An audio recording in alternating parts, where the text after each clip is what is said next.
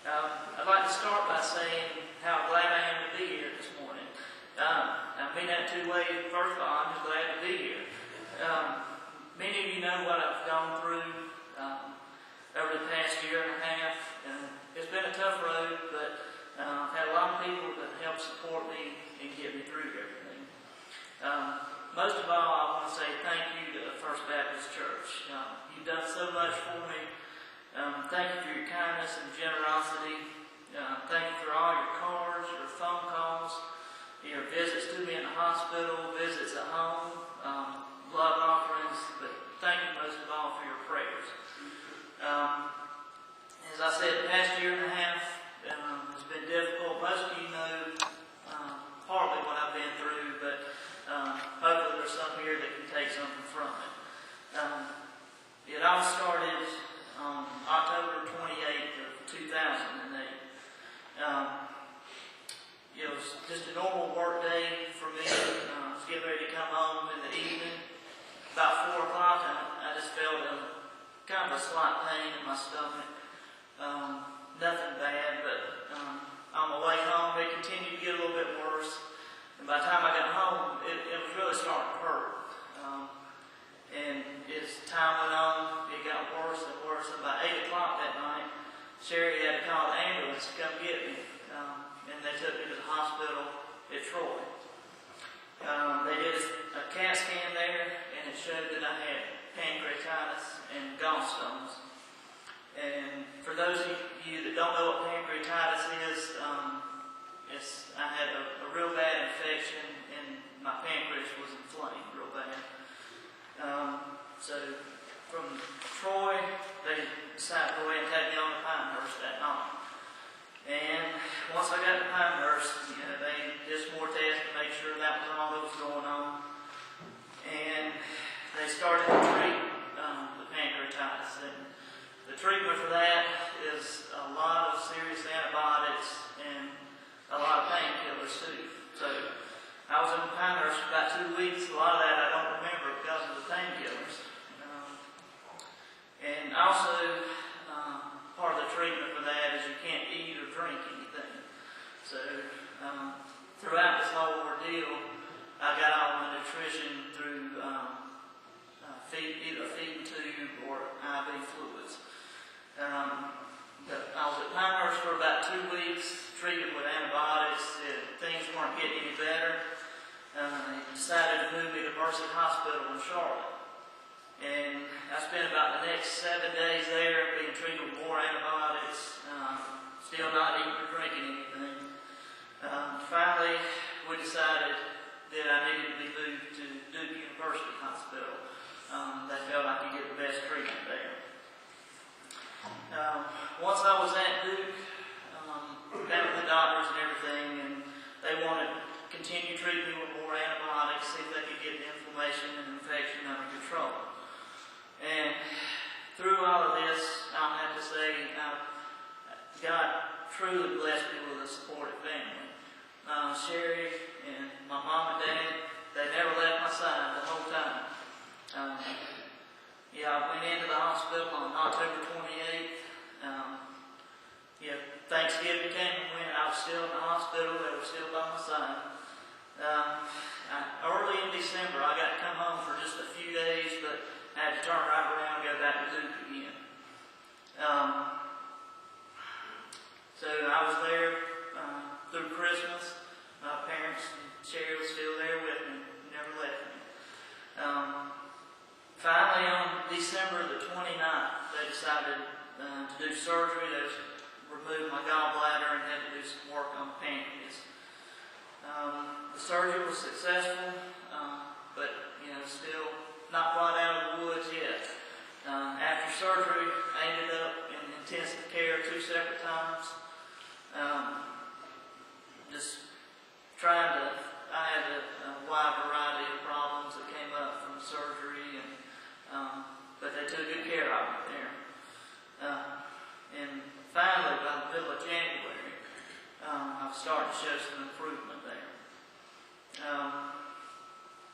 Then, by the end of January, after 3 months in the hospital somewhere, in 40 pounds lighter than when I went in. I got to come home. So I never thought our house would look so good. I was weak. I was getting all my nutrition through a feed tube and eating just a little bit when I came home. I was so weak I couldn't even walk from here to the back of the church.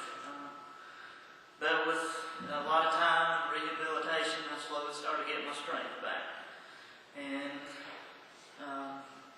I can remember one time in March, me and Sherry went to a doctor's appointment I had, and I hadn't seen those doctors since I'd been sick, so they hadn't really seen me since I lost all the weight.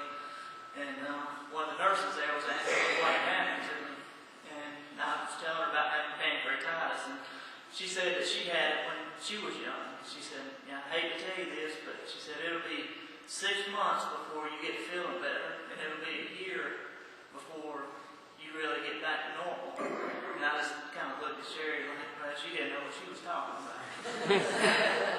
But here it is about a year after I came home from the hospital. Things are kind of back to normal now. And one of the blessings God gave me was, I felt like one of the doctors I had, he was talking to me about everything I'd been through and how sick I'd been, and he asked me if I had gotten depressed or just felt down and out or anything like that. And I told him no, and he wanted to know, what did I contribute that to, that I was able to come through all this and still be so positive. And I told him it was my faith that got me through all this. And again, as I said, God surely puts people in your life that you need. I can't thank Sherry enough for everything she's done for me. She took care of me in the hospital. When I came home, I had a feed tube that she had to get ready every night. I had drain tubes that she's had to flush out. She gave me shots, never complained about anything. So I thank God for her. And also for my parents. They spent months with me in the hospital. When I came home, they stayed with me when I wasn't well enough to take care of myself.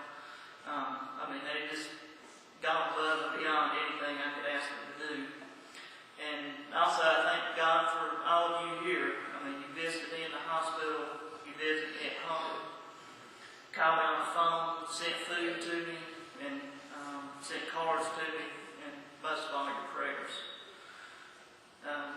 Today, things are getting what I consider back to normal. I think things are a whole lot better.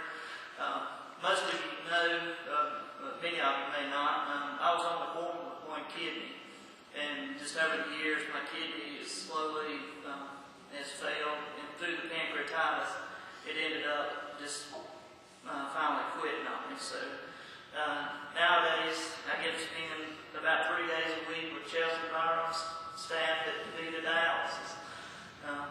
I can't say enough good things about them. They've been so good to me, so supportive and caring, and I thank God for that too. Just put good people in my life.